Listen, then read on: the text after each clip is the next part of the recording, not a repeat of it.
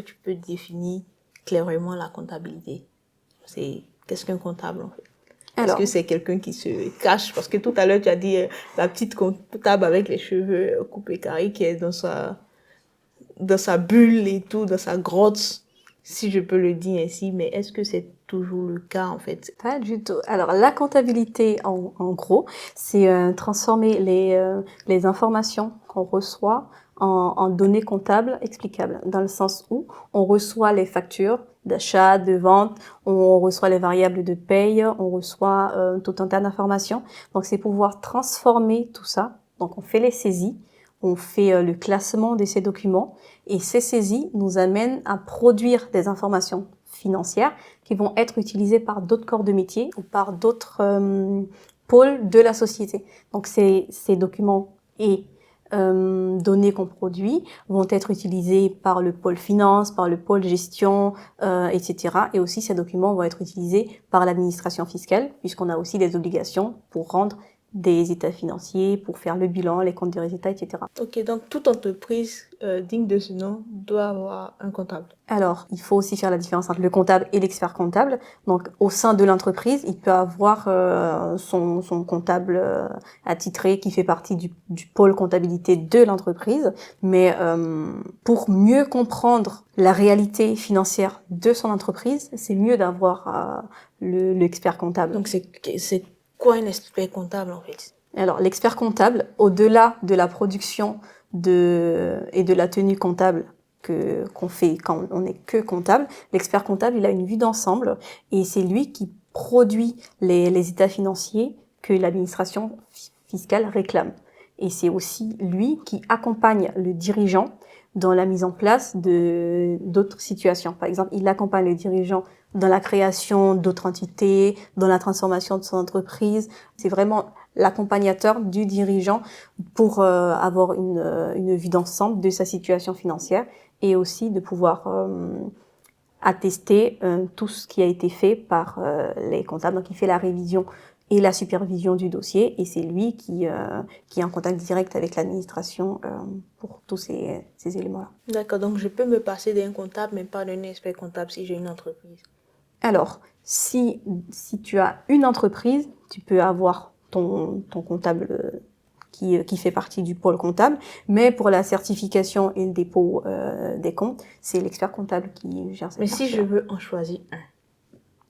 C'est mieux d'avoir l'expert comptable, puisque l'expert comptable, il est comptable de base.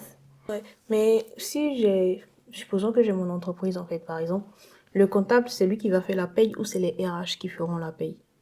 Alors, ça dépend. Il y a beaucoup de cabinets qui externalisent cette partie-là de paye. Un comptable peut être amené à faire aussi de la paye. En fonction des cabinets, il y en a qui font de la paye internalisée, il y en a d'autres qui externalisent. Donc si dans le cabinet, moi, j'ai la paye internalisée, je produis aussi les informations, je gère la partie paye pour l'entreprise. Le métier de comptable aussi peut s'exercer dans un cabinet ou dans une entreprise. Et quelles sont les différences de mission entre un comptable du cabinet et un comptable en entreprise? Alors, le comptable d'entreprise, il travaille uniquement avec l'entreprise. Il est salarié de l'entreprise qui fait partie du pôle comptabilité. Il gère toutes les informations financières de l'entreprise.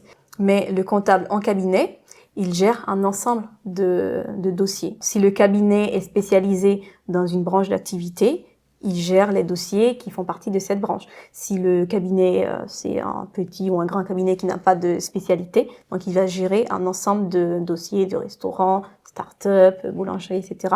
Donc il a une vision un peu plus globale. Et quelles compétences, en fait, humaines il faut avoir pour devenir comptable? Beaucoup de cardio. Et je dirais avoir de l'aisance relationnelle parce que je peux être moins compétent qu'un collègue, mais juste le fait que j'arrive à mieux comprendre mon client, j'arrive à lui sortir une information qui est plus adaptée à son cas, par exemple. Donc, il faut vraiment avoir le côté relationnel, vu qu'on est en contact tout le temps et direct avec le dirigeant. Il faut vraiment arriver à le comprendre, à savoir ce qu'il veut, ses projets, etc. Ensuite, je dirais, il faut être organisé.